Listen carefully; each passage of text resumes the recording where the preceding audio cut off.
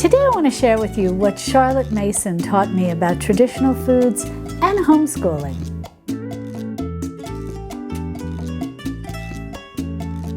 Hi sweet friends, I'm Mary and welcome to Mary's Nest, where I teach traditional cooking skills for making nutrient-dense foods like bone broth, ferments, sourdough, and more. So if you enjoy learning about those things, consider subscribing to my channel and don't forget to click on the little notification bell below. That'll let you know every time I upload a new video. Although I specialize in teaching about traditional foods here on my YouTube channel, many of you are familiar with the fact that although my son is grown now, I was a homeschool mom. And because I was a homeschool mom, many of you have had questions for me about my experience and how homeschooling went, what type of curriculum we used, how is my son doing today, so on and so forth.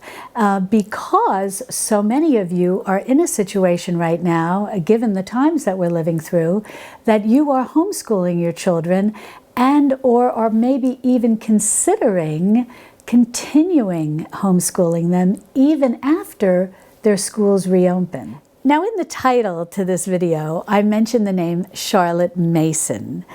And Miss Mason was a woman born in the 1800s and lived into the early 1900s.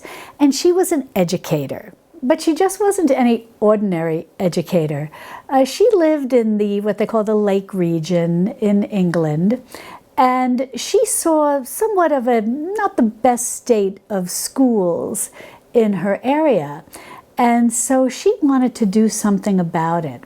And she wrote a book called Home Education. And she encouraged parents to home educate their children. So how does home education and traditional foods tie in together? And that's a good question. Those of you who have been with me for a while know that, I was raised on traditional foods.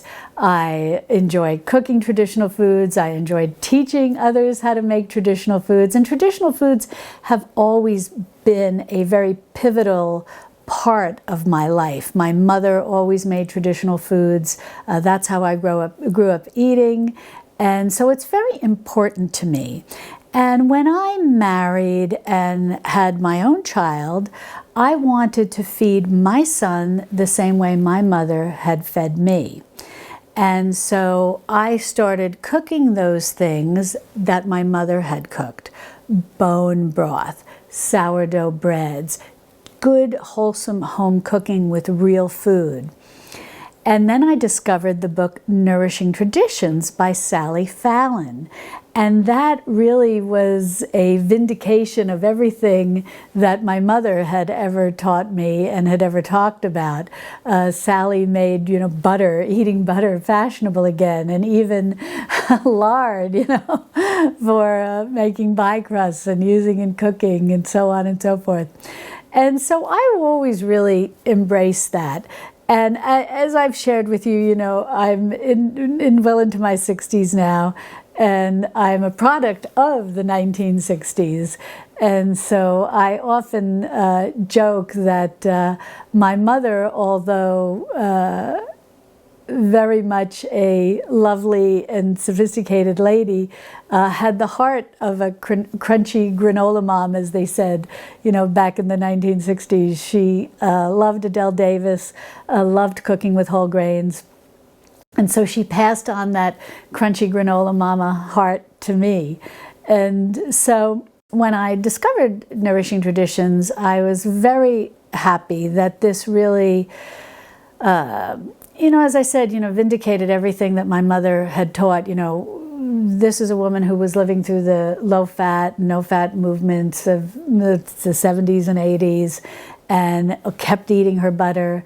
And my mother is well into her 90s today and still eating butter. So I was very happy to embrace that and then feed my son and my family in general with these very nourishing foods. So then the time comes to send my son to school. And I think like every parent, when you first send your young child to school, you worry. You worry about a lot of things. You worry about their safety when they're away from home. You worry about how they're going to get along with the other children. Are they going to enjoy the schoolwork that's presented? Are they going to be able to do the schoolwork and keep up with the pace and all of these various things? And of course, being a traditional foodie, I know foodie is not really a fashionable word anymore, but being having a heart of a traditional foods mama, I worried about what they were going to feed him for lunch. So when he went off he started with pre-K. And because under normal circumstances, I don't think I would put a child in pre-K, and this is just my humble opinion.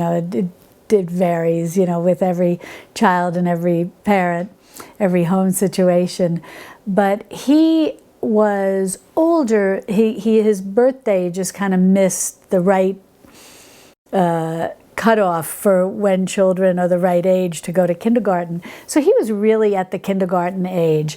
So I thought it would be a good time to send him to pre-K. And I was very worried because the lunches were basically all processed food that they warmed in microwaves and gave to the kids. And luckily, the good news was that pre-K, that was for the school overall.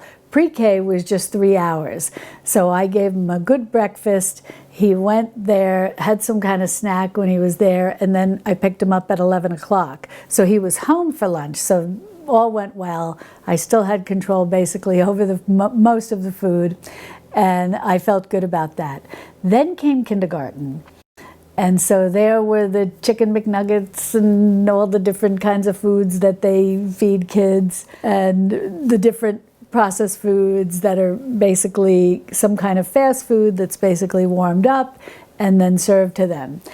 And I was very worried about this. But of course, kids, they want to fit in, they want to eat what everybody else is eating. And so, there has to be some give and take, with the parent and child, to let your child feel, part of the party, so to speak, and doing what the other kids are doing and so on and so forth. I mean, you definitely can have that discussion, as my parents had with me. Just because the other kids did it doesn't mean you need to do it.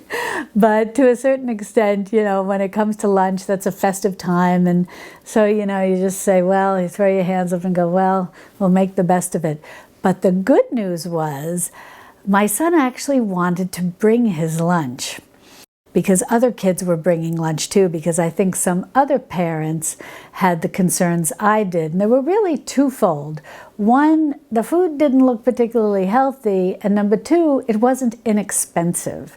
So the cost of the lunch, it added up. So I was very happy, and I got one of those cute bento box type lunch kits, and I would send him with that. And I have to just add a little aside because I just think it's so cute, that he would bring his lunchbox home every day and he'd say, Mom, I made sure that I've got all the bottoms and all the lids.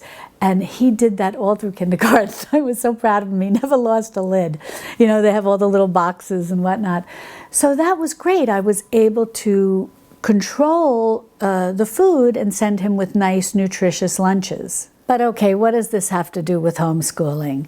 And I just want to say before I continue on that those of you who know me, who've been with me a while, I can really talk.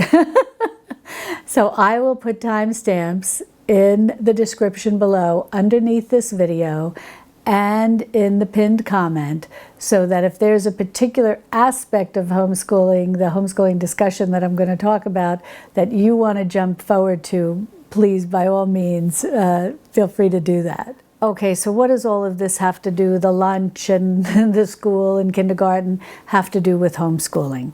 Great question. Well, pre-K went fine. It was very uneventful. They really don't, do a lot of difficult tasks in pre-K. There's some play, there's some singing, there's some learning basic little niceties, how to be polite, and hello, how are you, how do you do, and after you, they learn little things like that, and how to get along. And that all went well. But then within the first week of kindergarten, the teacher called me in for a meeting. And she said to me, and I believe it was actually the vice principal of the school, I think, along with the teacher, called me in for a meeting. And they said to me, you know, your son speaks very well. And he has an excellent vocabulary, and he seems very intelligent. And that was my ice maker, which, if you've been with me a while, you know that that's a regular occurrence in this kitchen. But in any event, and he speaks very well, and he's very intelligent. He knows a lot about science. He can talk with us almost like an adult, and he uses vocabulary that is well beyond his years. But he can't read. And they said to me, did you try to teach him how to read? Well, something that I observed when our son was home with us during the day before he went to school, that he loved to be read to. So I read him a lot of books, and I think that, added to his vocabulary. And he was naturally outgoing, which added to his ability to converse with anyone, other children, adults, whatever the case may be. But I noticed he didn't have a strong inclination to learn how to read. And so I didn't want to push it. So they said to me, we were trying to teach him to read, and he doesn't seem to be able to understand simple little words or to sound them out, like cat. And then they said, we think he may have something called dyslexia. Now, hopefully my son will be home with us over the holidays, and I'll be able to make a video with him where he can share with you his experiences and what he remembers about those early days in school, as well as his experiences with homeschooling. I think you might enjoy that. And I asked him if he would be willing to do that, and he said definitely. So I look forward to being able to film that with him. But in any event, the school gave him a test, and they said, yes, he has dyslexia.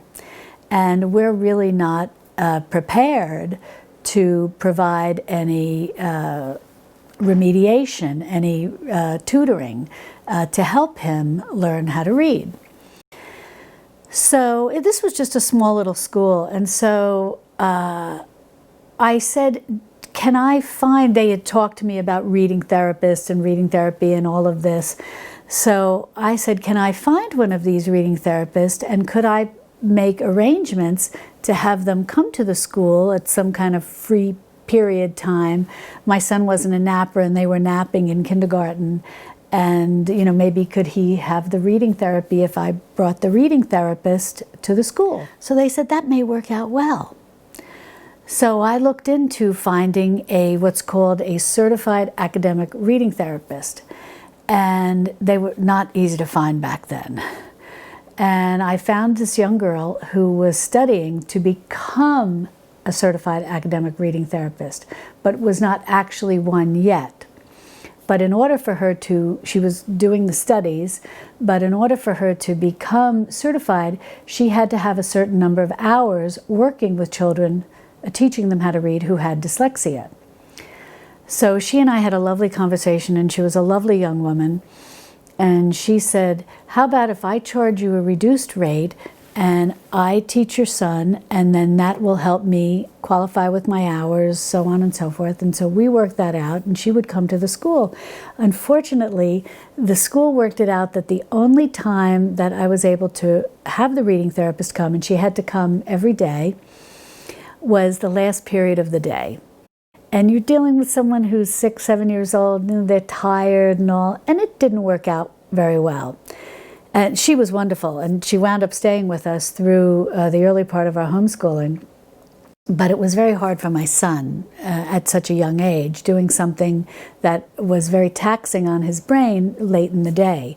And this I share with you although not immediately relevant to homeschooling, some of you may wind up coming to homeschooling because you have children who have learning differences and the school is not meeting their needs. So around April of that school year, I was in the carpool line and picked up my son, and he got into the car, and he said, "Mama, I hate school. I never want to go back there." I felt so bad because I had a child who loved learning and loved being read to, loved nature, loved the study of the natural sciences, loved hearing anything read to him, loved learning. And now I have a child who says he hates school and never wants to go back. I knew something needed to be done. So the reading therapist also shared with me, because she was such a lovely woman and a pretty young woman, and my son really had such a nice relationship with her. And I think that's very important. Just as an aside, if you do have a child with learning differences and they do need to get reading therapy or math therapy or help with handwriting or whatever the case may be, finding that right tutor that has a good connection with your child is so important, because we've had both, and it makes ones that he didn't have a connection with and ones he did have a connection with, and it makes all the difference in the world.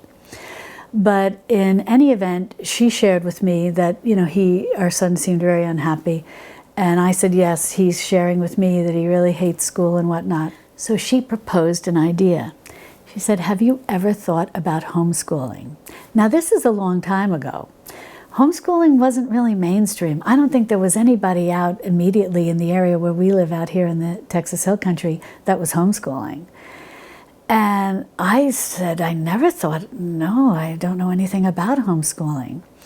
And she said, well, I've worked with a few parents who, because the schools couldn't meet the children's needs who had learning differences, that decided to homeschool. So I listened to what she had to say, and she shared with me that if I did the homeschooling, and she assured me that, first, second, third grade, these would be very easy subjects to teach, and that she would come to our home and do the reading therapy, and then I would pick up the other subjects, and that she thought that this could work well and help our son. I have to admit, I wasn't convinced.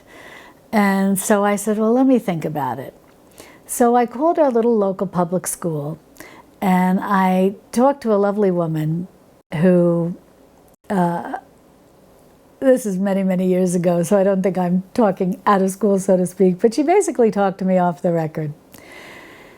And she said, we don't really have anything in place for such early grades like that. We really usually wait till around 4th grade to start reading therapy through our special education department, whatever they called it. And so that's when we would implement reading therapy.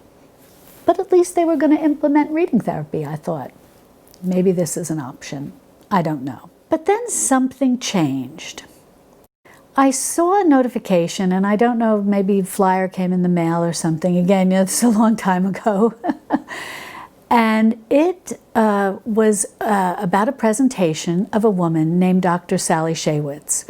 And she was from Yale University in Connecticut. And she was traveling around the country talking about a book that she had written about dyslexia. And so I said, oh my goodness, how timely. And it was offered in Austin. And so I drove in, I signed up, drove in. I've got to tell you, the auditorium was packed, which amazed me. And she is a medical doctor, and so is her husband, and they work with children who have learning differences, specifically dyslexia, and they do a lot of MRIs and brain scans, and they look at how the brain reacts differently in people who have dyslexia when they're reading, and it's a fascinating, fascinating doctor. And in her talk, she said that based on her and her husband's research, that it was very important that reading therapy begin as soon as possible. As soon as it's observed that a child may have dyslexia and the testing is done and it's confirmed, the reading therapy needs to start as soon as possible, because the sooner you start the reading therapy, the better chance there are of the neural nets forming, or whatever the case may be, to help the child read. Well, that changed everything for me. I went back to the reading therapist and I said, we're going to homeschool. You're going to do the reading therapy. I'll pick up the other subjects. How hard can it be? This is where we'd be going into first grade. And hopefully I can also, through this process, reestablish my son's love of learning. So enter Charlotte Mason. Charlotte Mason and her book, Home Education, which is written in the 1800s, really opened my eyes to what homeschooling could be. And when I said in the title of this video what Charlotte Mason taught me about traditional foods and homeschooling, basically her attitude about home education, just educating the whole child, the whole person, was such a beautiful and wholesome and easy way to, or gentle way, to educate a child, much in the way that I began to approach traditional foods. At times I could be so fanatic about traditional foods and almost hard on myself and making sure that everything was perfect and having, rushing and this and that. And in reading her book, Home Education, I couldn't, although it's about homeschooling, I couldn't help thinking about my own way of doing things in my household and in my kitchen. And I started learning to relax, to go with the seasons, to go with a rhythm that allowed flexibility. And I'll talk more about that in future videos, specifically on traditional foods and what I consider to be a healthy kitchen rhythm, a healthy way of implementing traditional foods into your life, especially if you're starting right at the beginning and making the transition from a processed foods kitchen to a traditional foods kitchen. I never want anyone to feel stressed. I never want anyone to feel overwhelmed. I want the transition to go smoothly and slowly and gently, because then it will be successful. Well, getting back to Charlotte Mason and her book, Home Education, what I loved was it's not about rushing out and buying a packaged or boxed curriculum. Now, may that work for some homes? Definitely. I am simply sharing my personal experience at homeschooling and what I found to work. Because initially I thought, this is not that common, and I better get, a structured program, and I better have all my ducks in a row, and we better sit down at the kitchen table or the dining room table, and we better work through workbook after workbook and get this done. I quickly realized that wasn't going to work for so many reasons. One, I had a child who had a learning difference. He had some struggles. And I also, I don't want to make generalities, but sometimes in my personal experience, I don't have any daughters, so I can't speak to that. But boys need to move. To make a young child sit, especially a young boy, to sit at a table and workbook after workbook, that's not going to work. And I learned this very early on. But what I liked about Charlotte Mason was that her lessons, the lessons that she encouraged you as the parent to teach your child, could be in little chunks anywhere from 5 minutes to 20 minutes. And these lessons would basically be done in the morning. And then the afternoons were very unstructured. but they were unstructured in a way that involved reading aloud to your child or doing or learning some type of skill. Charlotte Mason was very much against what she called, I think the word she used was twaddle, something like that.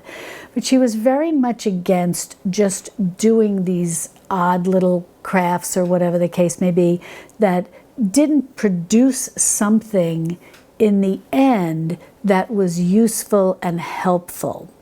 So for example, rather than just cutting out some papers or making odd little things or whatever the case, she would encourage, teaching. Now this may be more appropriate to a girl, but say like knitting or crocheting, for boys, woodworking. And I know maybe I'm sounding a little sexist. It's not that you can't teach boys crocheting. I remember later on when we were in co-ops, which I think homeschool moms now are calling pods, homeschool pods, something like that. We called them co-ops, where we would all get together. The lady who was teaching a particular class taught the children how to finger knit, and my son made big bandoliers. It's not that boys can't learn to knit, but this is, Charlotte Mason is writing about this in the 1800s. So, or learning a musical instrument, or just listening or listening to high quality music and learning about it, or looking at fine art and learning about that. So the afternoons were a little more relaxed, a little unstructured. Often in the case of my son and I, it was, and this is in the very early grades, 1 through 3rd, was just spending a lot of time outside. My son loves nature. And he loved studying bugs. He loved studying plants and trees and all of that. So that was our earth science. Really, in the very early grades, it's all about earth science. But getting back to Charlotte Mason's specifics, is that how did she recommend teaching English? How did she recommend teaching handwriting? How did she recommend teaching history? How did she recommend teaching geography? All of these various subjects, and I'll discuss math in a bit, but what she recommended was teaching your children through what she called living books, not dry textbooks, but instead living books. And what were living books? They were books that were rich sources of literature, that would sometimes be historical literature, or sometimes would be literature about nature. And I've got some selections of books here that I'm going to share with you that were appropriate, that I used during that 1st through 3rd grade time frame, that to teach your children about events in history or in life in general, that by reading these living books, these well-written, rich books, that this is how they would learn. They would learn about particular time periods in history, as well as expand their vocabulary. And when it came to handwriting, now my son was diagnosed with dysgraphia, so handwriting was very difficult for him, and he had 2 years of occupational therapy to help with that. But even so, it was very challenging for him. So it's not something that I forced on him. I let it develop naturally over time. But for children who can write, Charlotte Mason recommended dictation of beautiful phrases. So you might dictate some very lovely phrase to your child, or a phrase from a classical literature. And so your child is not only learning how to write, and you can start with the practice of just the letter A and the way that you teach handwriting, and the letter B, and then you give them it can be through dictation, or it can be through copy work for young children. And so you can put very large print on those papers that, you might remember from your own school days. There's usually 2 solid lines and then a little dotted line in the middle. And for the young grades, they're quite large. And then as the children get older, the paper gets smaller. And you can write in print a beautiful phrase. And then you have your child copy that. And this is how they can begin to learn to print. So you have the reading of beautiful literature for history and English. You have the copy work to help with handwriting.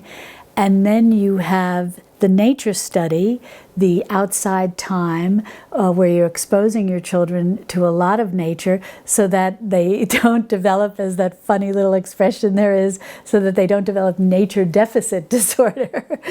And you can also supplement that nature study with lovely books that you can read to your child about things in nature that make it very interesting for the child, because the subject of the nature is part of a story. And that really can cover a lot for those early grades.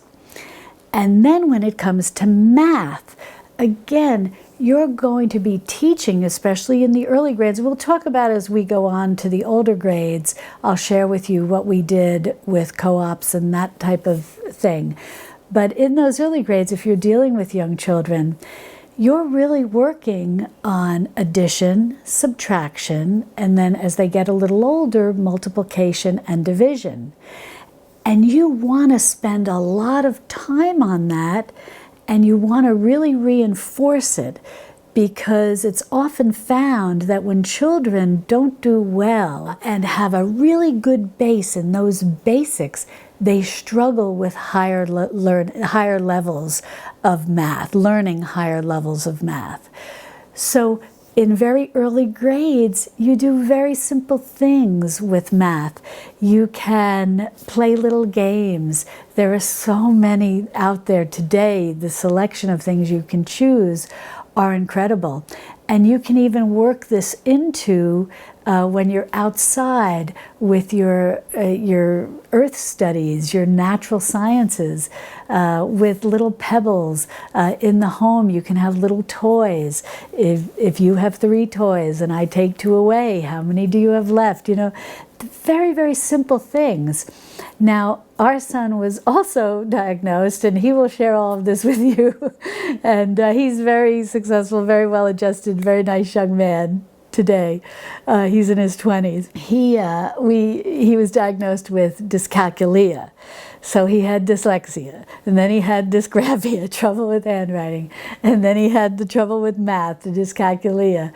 And so we spent a lot of time for many years, and he also had what they call math remediation, which is sort of the equivalent of reading therapy, and he had that for a number of years to help him. It's fun hearing it from his perspective, looking back on how we used a little program that the woman who handled the math remediation introduced us to, called Rocket Math. And it was very easy, 1 + 1 is 2, and then the next, you'd work your way up the rocket, and these are like fun things for children, especially for a boy. And then when you eventually were able, to do 10 + 10, and you would color these in as you worked over the course of the year through your program. And then once you were able to do, 10 + 10 or whatever the case may be, the rocket launched, and you can do, fun things about that. You can even actually get little,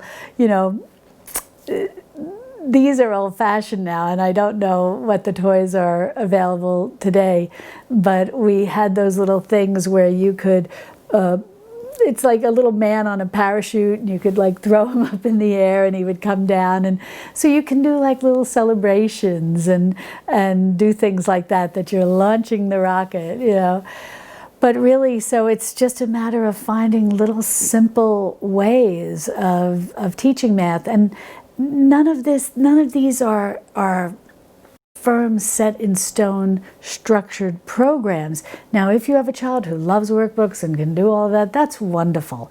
That wasn't our case. And I think that even if someone can just sit down with a workbook, being exposed to fine art, being exposed to high quality music, being exposed to fine books, living books, classics, traditional literature, creates a person, creates a whole person who is so much more educated, whose learning experience is so much richer. To this day, my son remembers being exposed to fine art and high quality music and the nature studies and all the books that we read. And his vocabulary is excellent. His speaking skills are excellent. He has a very broad knowledge, and I don't think that that's something that would have developed if he was just working through textbooks or workbooks. And God, as they say, works in mysterious ways. And maybe he had a plan, God had a plan, and it was meant for him to be homeschooled because he did have a very imaginative brain, a brain that I felt really wanted to be filled with this richness. I want to read a quote to you from Charlotte Mason. I also want to share that I've written extensively on the subject of homeschooling, and I'm going to be adding some of the things that I've written to my website. So if this is something that interests you, I will definitely be sharing our journey and many of the things that I've written extensively about homeschooling over the years. And I'm going to put some of what I've written on my website for you to use as a reference, and I'll talk about some of the books as well that we've used.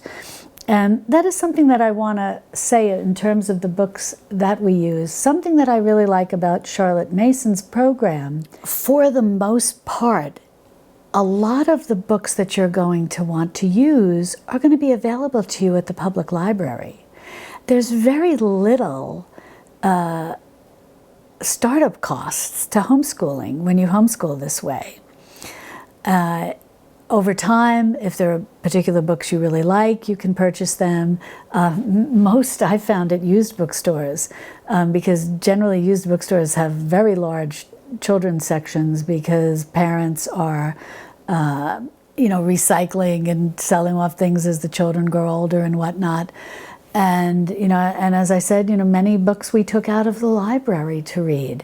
So that's something that I really like. You all know I'm very budget conscious. And so there's no thousands of dollars of curriculum you have to buy to get started. It can often just involve a little trip to the library. So let me get back to that quote from Charlotte Mason. But this is what I love that she says. Now, some of this is my writing when I was writing about homeschooling. And what I say is, choosing to homeschool your children with Charlotte Mason as your guide is more than just a plan to follow, a curriculum to order, or a schedule to set up. It's so much more. And then I go on to say, to quote Charlotte Mason, it's about, and open quotes, an atmosphere, a discipline, a life, close quotes. I love that. And when she's talking about a discipline, it's not in the sense when we think about, oh, you're going to discipline your child.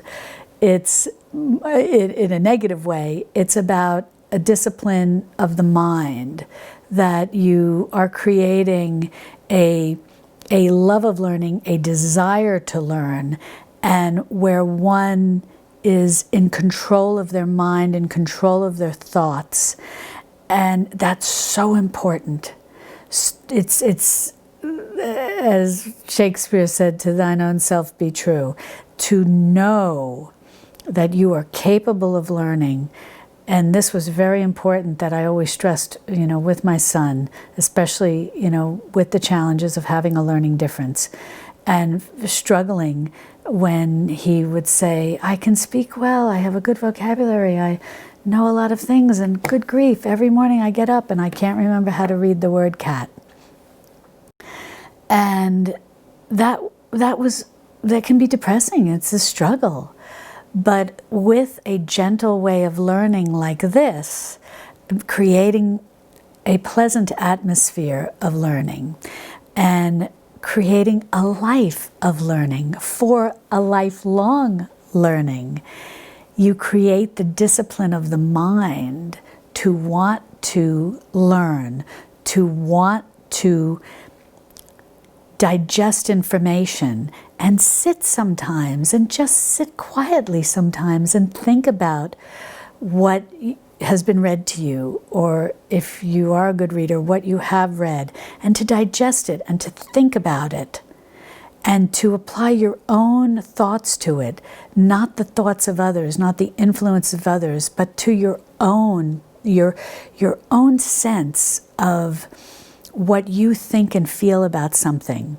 And then over time, you develop who you are, and you develop a way of thinking, a critical way of thinking, a way to analyze things. You don't jump to conclusions. You take in information, you learn to research, you continue on your journey your whole life, be, as they say, be a lifelong learner. That's what I think Charlotte Mason creates. It's not, and I have an exact example for you. It's not a sense of, oh, I've just got to get through this workbook. Oh, I just have to get through this textbook. Oh, I just have to take this test. I'm going to cram and study and I'm going to forget it all. It's not that at all. It's the complete opposite.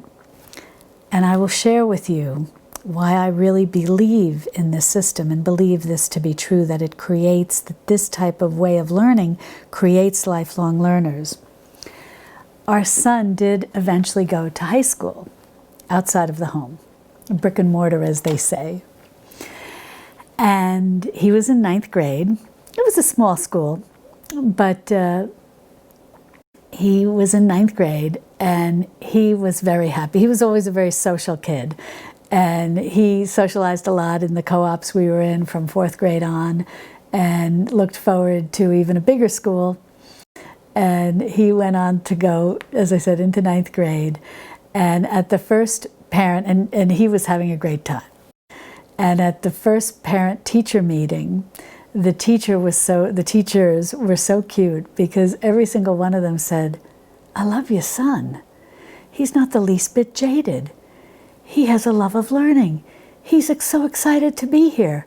And it made me so happy to hear that.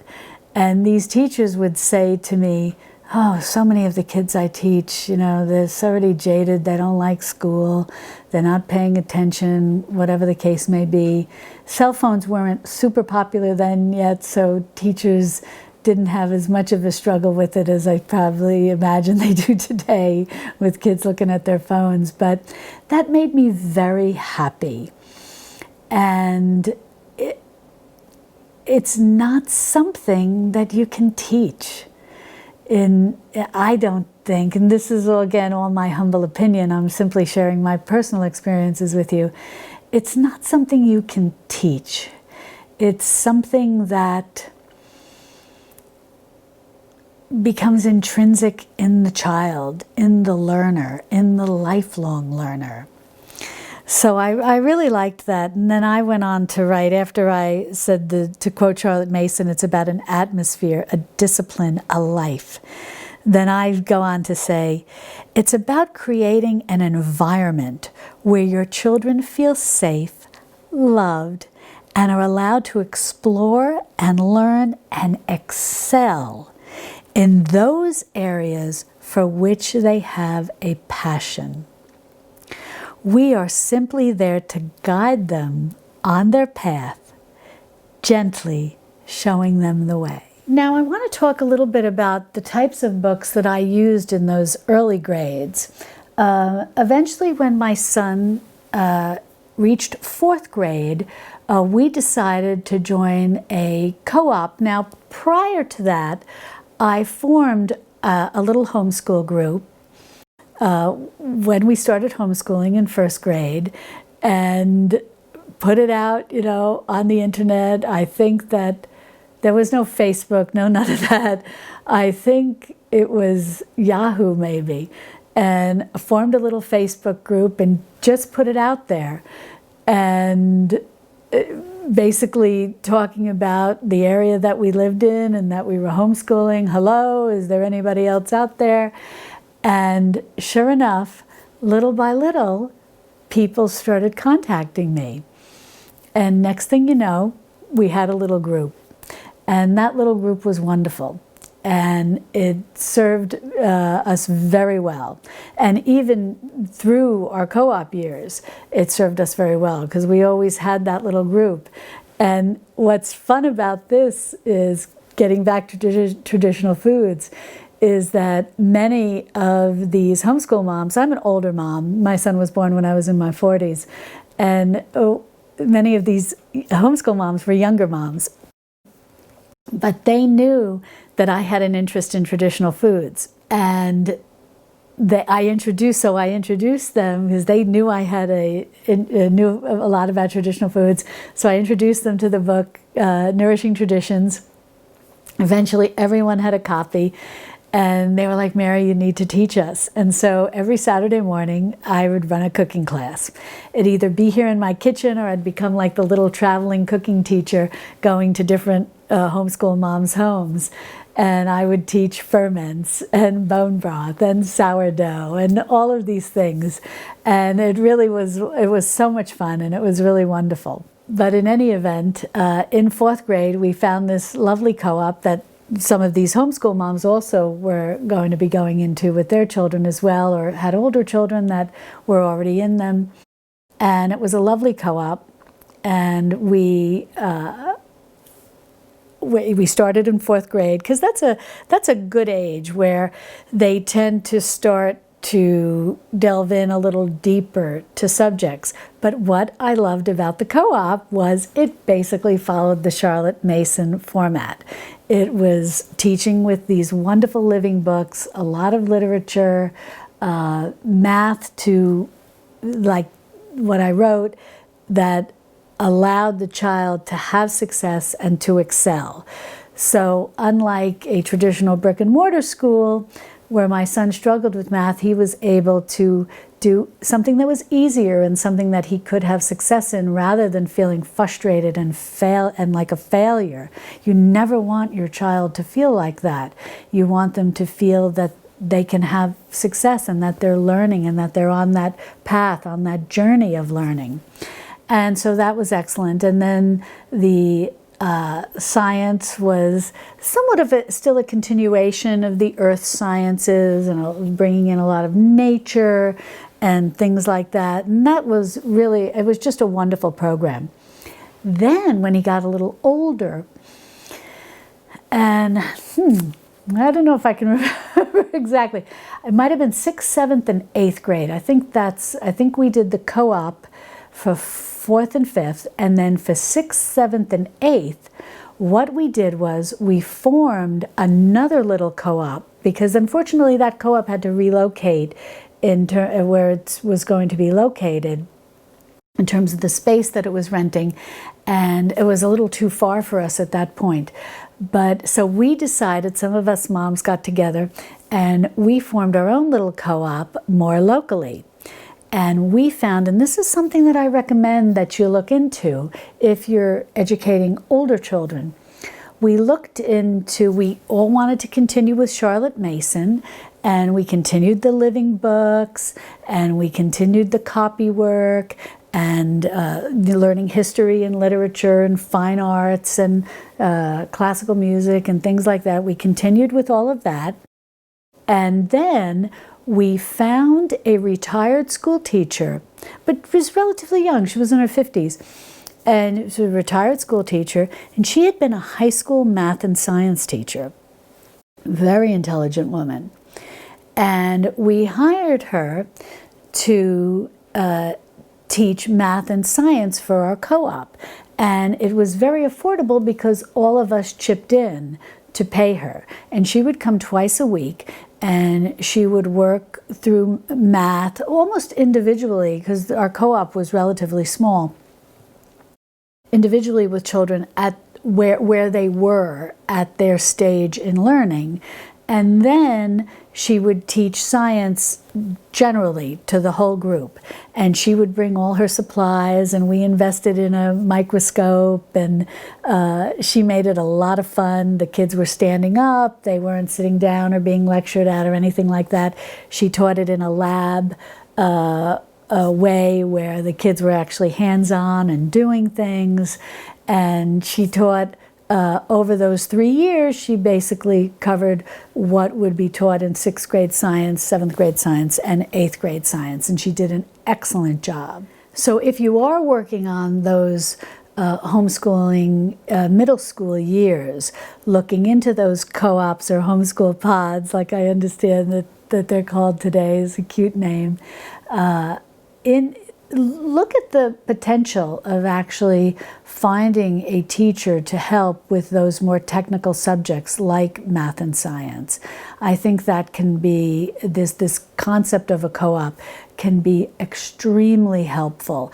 It can be very nice if you have an only child and you're looking for some camaraderie and the sense of a school environment.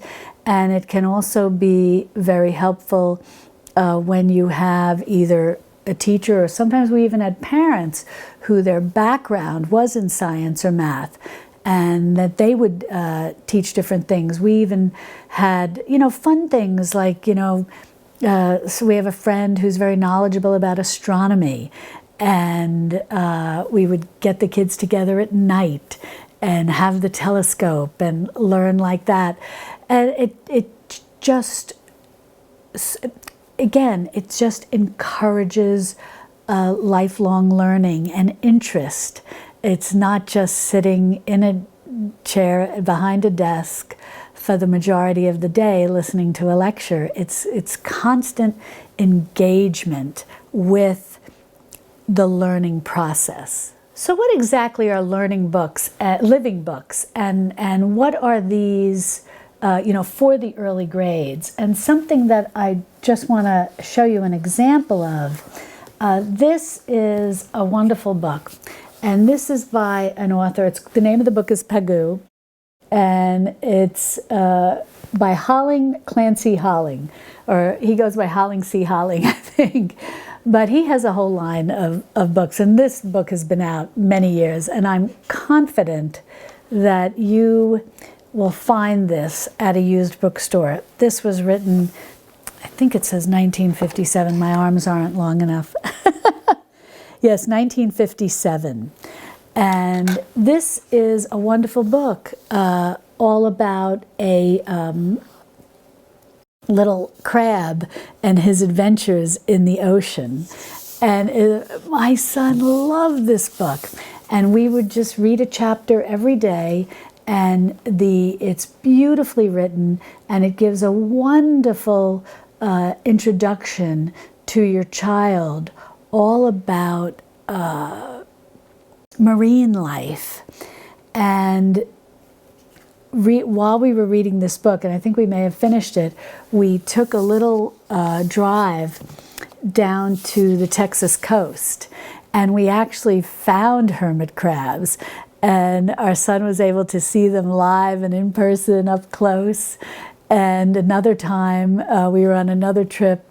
I think it was in California, along the seacoast, and we came across little tidal pools near the beach that are discussed in Pagoo. And so it was wonderful to see. He was not only able to learn about these things through this book, he, over time, when he was actually exposed to them in real life, he right away knew what they were and enjoyed seeing them. So this is the type of book that you're talking about, a living book. It has a wonderful story, but weaved throughout the story are all these little tidbits of information about marine life. Now, I know this is a book that many of you, I'm sure, are going to be familiar with. It's the famous veterinarian James Herriot. And this is a wonderful book. It's a treasury for children, where his stories are, some of the most charming little stories are included in this book, with lovely illustrations. And so this, as you read through these stories to your child, it gives a wonderful introduction to a veterinarian's life. And our son even participated in a 4-H program. I think he was in 4th grade. And he, through the 4-H program, was able to volunteer, very well supervised, of course, with our local veterinarian. And so he really got to see hands-on, having read this book and having exposure to what the life of a small-town veterinarian was like, and then being able to volunteer at the and work with the veterinarian. And it was very cute because he reminisces about it, and he laughs and he said, "I did a lot of pooper scooping." But he was only in 4th grade. But he did get the chance to comfort animals as they came out of anesthesia. That can be somewhat stressful for animals. And he would be there and be allowed to help comfort them. And he was even allowed once to watch a minor surgery of the removal of some exterior growths on a dog. And so he really enjoyed that. And then, but this book, it exposed him to what the life of a, small town veterinarian was like. And you never know when you're reading these books to your children what seeds you're planting in their mind, what they may be interested in. Like I wrote in that article, what might they have a passion for, and how might this benefit them later in life when it comes time to choose a career. And so this, and again, not just veterinarian life, but teaches kindness to animals and about different animals. James Herriot, yes, he took care of dogs and cats, but he was also a large animal vet, in the small town. And you learn about horses and lambs and, pigs, everything. They've got them all pictured here on the front of the book. So again, a living book, so rich with so much information, not, as Charlotte Mason would say, it's not twaddle. It's not a useless little nonsense book that has no real value or benefit. And another book, again, thinking of the natural world and natural sciences. This is a wonderful book. And I actually found this one, because I remember well when I was a little boy, at Half Price Books, which I've shared with you in the past. We have them here in Texas, but I know there are many places around the country, and you can find wonderful children's books for very reasonable prices. And you may also find this in the library. But it's called Snowflake Bentley, and it's about the man who took pictures of snowflakes and was the first to discover that snowflakes had such a magnificent structure, and a beautifully magnificent structure, and how every snowflake was unique. And so again, the natural world, natural sciences. And then in terms of teaching poetry, you can have one, what's so nice about living books for young children is they often are accompanied with wonderful illustrations, which of course are going to always catch the eye of a young child. And this is by Robert Louis Stevenson, and those of you who may be familiar with Tasha Tudor will recognize the illustrations. Tasha Tudor's illustrations are just magnificent. I love them. Old-fashioned, homey. That's the type of thing that I love. And you read these to your child, and they get exposure to very simple, child-appropriate poetry, just short, not long, and just wonderful little vignettes, little snippets, like this one, Rain. To put my bifocals on. The rain is raining all around. It falls on field and tree. It rains on the umbrella here and on the ships at sea. So, and children love hearing the rhyme and the rhythm, and it can be very relaxing for children, especially if they're having a stressful day or having a little trouble quieting down. You can draw everybody around, and depending what time of year it is, have a fire going in the fireplace, serve some hot cocoa or hot herbal tea, something, or just a warm milk, something that the children might enjoy, as an afternoon snack before it's, because it can be a little hard for them to go to lunch to dinner without a little snack. And you can gather them around and you start reading these. It's amazing. I have seen this firsthand. I would often be asked to babysit for a number of my friends' children's, and the morning could sometimes be a little frenetic, as they say, with a lot of kids to care for. And, after lunch, but you get through different works and reading books and excitement and nature studies and this, that, and the other thing, and lunch.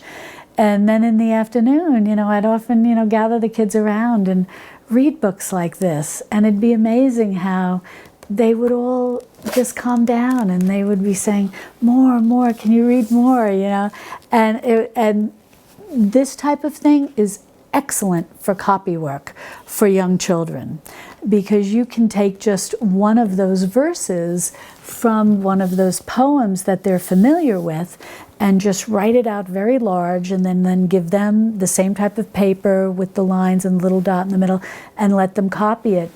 And it's a wonderful way if there are words or phrases that you would like your child to learn, things that, because copy work eventually leads to memory work, and it helps exercise their brain.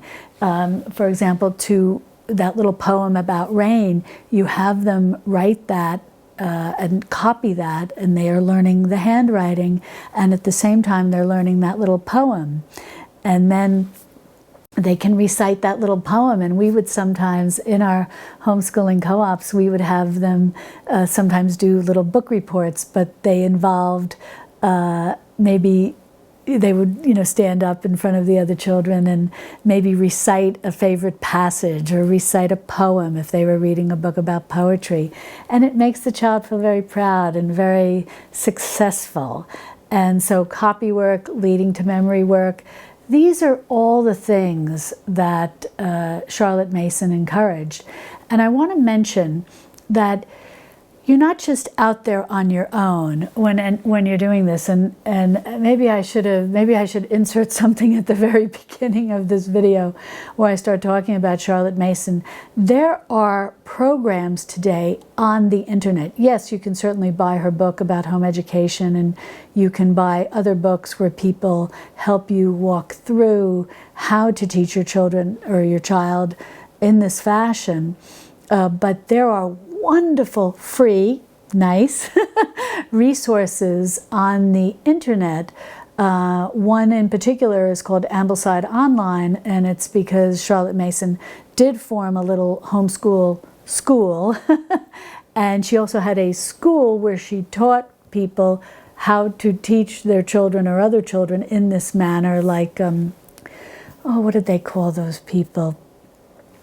Oh my gosh, it's like the old-fashioned version of a nanny, the governess is the word I'm looking for, and she would teach governesses how to teach children in this fashion, because often children were taught by their governesses, and this is the 1800s.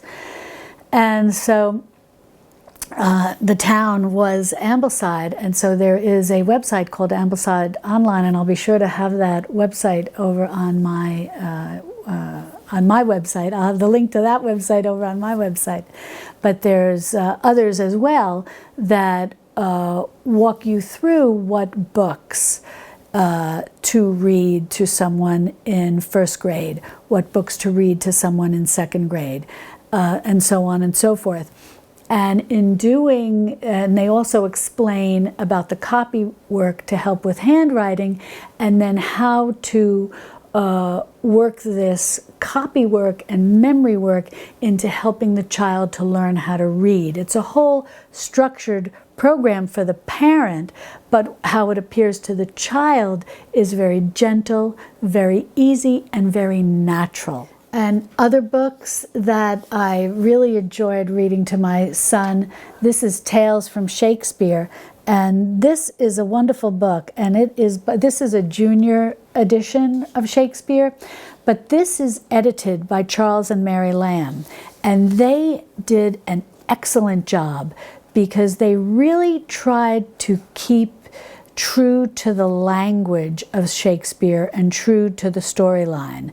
They edited these beautifully, yet they're so well done, and yet rich and a living book, yet simple enough for a young child to be able to have this read to them and for them to understand it. So this is something that's excellent. Then, of course, I'm not going to pass up talking about cooking in that manner. I always enjoyed having my son in the kitchen with me when we would prepare meals. And he would get a little stool and, help. But there are two books, The Little House Cookbook, and then The Secret Garden Cookbook. And again, as cookbooks go, these are what I would call living cookbooks. They have poems and little stories, and it's just so much more than just wonderful introductions about, like here, Yorkshire breakfast. So your children can learn about how people in different countries eat. This is just a wonderful book.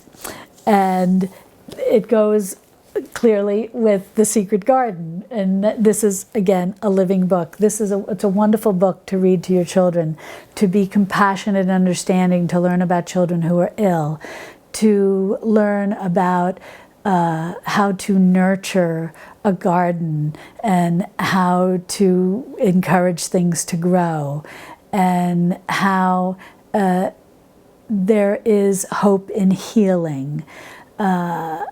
It's just a beautiful story. And then you can bring it into the kitchen and you can cook some of the foods that maybe these children in this book ate. And the same with the Little House Cookbook. If you like the Little House on the Prairie series, it's a wonderful series of books, that definitely living books. And your children can learn all about the pioneer era here in the United States. And I just want to mention for my friends who are across the pond or in Australia, I believe Ambleside Online has various programs geared to appropriate books to read based on what English-speaking country that you live in. So they will have history books that are appropriate to your country's particular history. Yes, there are also world history books that they mention, but just as in the early grades, reading simple books about a historical fiction, but simple for a child, about the American Revolution and American history and the colonies and the colonial days and things like that, that then there'll be one for England and what was happening in England and the history of the English people and so on and so forth. And then, of course, as I said, there are world history stories they recommend as well, so that your children can learn, all about different things. And they're often very sweet books, that involve children and what the children are doing in those countries. Because I think children, I know from my own history, my own childhood history, that I remember being with my mother at a little rummage sale and finding a book. And I'll have to bring it down, and I'll try to remember to take a picture and show it to you. It's called like Children of the World or something like that. I can't remember. And I think it was like 5 cents at a little rummage sale that I went to with my mom. And I loved that book because it showed pictures of children that were about my age from all over the world. and what their traditional dress, and it had little stories about them. And this is a wonderful way to expose children to world history. But then again, you know, if you do the Little House books and you read those, and then you want to start making some of the things that they talk about in those various stories from the pioneer days, this is such a wonderful, wonderful book to have. And this is just a used book. And it was actually, it's got an inscription in here from 1980. To someone I don't know, you know, I just bought this used, but there's all sorts of stories that they talk about before they actually give you the recipe. So they've got a story about buckwheat pancakes, hulled corn, foods from gardens and orchards, and so hardtack. So wonderful things that you can read to your child, and then you can make the recipe. And in doing so, they're learning a great deal of information. And I think cooking with your child in the early grades is a wonderful way to help with math. And they can even start to learn fractions when you bring out the measuring cups and the measuring spoons and so on and so forth. Another book, and this is actually a series of wonderful books that my son really enjoyed, called The Boxcar Children. This was just, they're just paperbacks. This was a 60th anniversary edition, which I actually bought, I think, just because this series of books was so special to us. I bought this actually years later just to have. But The Boxcar Children is a wonderful series of books, and it gives a very good picture to what children, you know, were like, having to live like in the early 1900s and during times, you know, like the Great Depression here in the United States in the 1930s. And children who didn't have a mother and father, and you know what it was like to be an orphan. And so I think that books like this, but the children are having interesting adventures, and they're exploring new and different areas, and so the child is learning all about these places that these children are going to. And the good news is about this, if you're worried, you know, that, oh, are they orphans and they're young children and it may be encouraging wandering around, don't worry, because early on, I think in the first book, they find out who their grandfather is, and they're able to live with their grandfather. And then while they're living with their grandfather exposes them to different experiences. So again, a wonderful book. And then this is a very old book, and it's actually pretty beat up. I think I got this at one of those kind of library sales. It's even all punched with the library. I can't even make out, maybe Jacksonville, Florida, I'm not sure, a public library. And I got it at one of those like discard sales that libraries sometimes have. And this is Song of Sixpence. This is actually about the life of John Newbery. And as you may know, the children's books can get the Newbery Award. And it talks about, and it's meant, you know, to be read to children. And it's just a wonderful story about John Newbery and his adventures, and he was a bookseller, and he is somewhat credited, I guess you could say, with the creation or publishing of the Mother Goose rhymes and tales. And there's some lack of clarity, you know, this is going back to the 1700s, so there's some lack of clarity if it was him who initially published them in his bookstore, or if it was later on his stepson and successor who had the bookstore and who published them. But whatever the case may be, I think all of us are very familiar with Mother Goose. And if you read the Mother Goose tales to your children, and then you read them this book, I think they'll find it very interesting to learn about Mr. Newbery.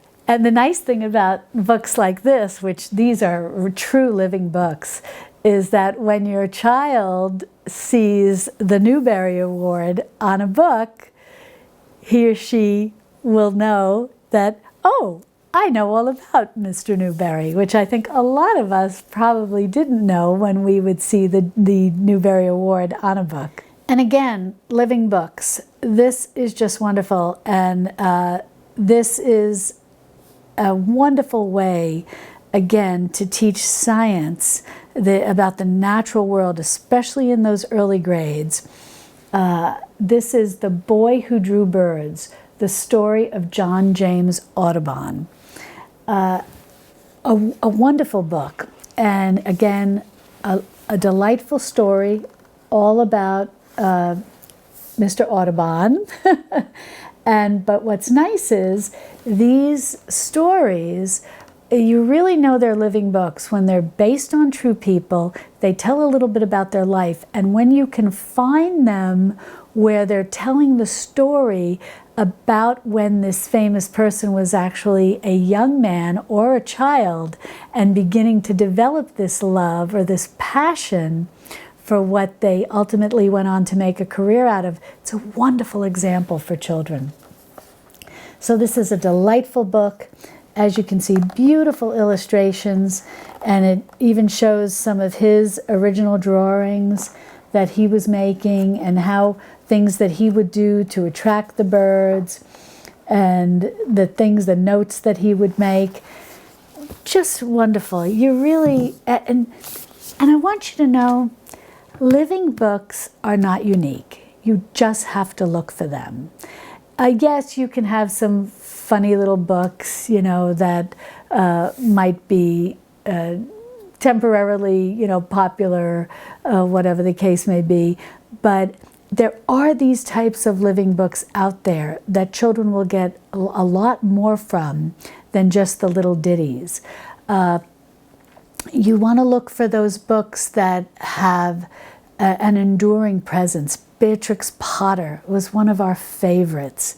To this day, my son can recite some of the lines from some of the stories.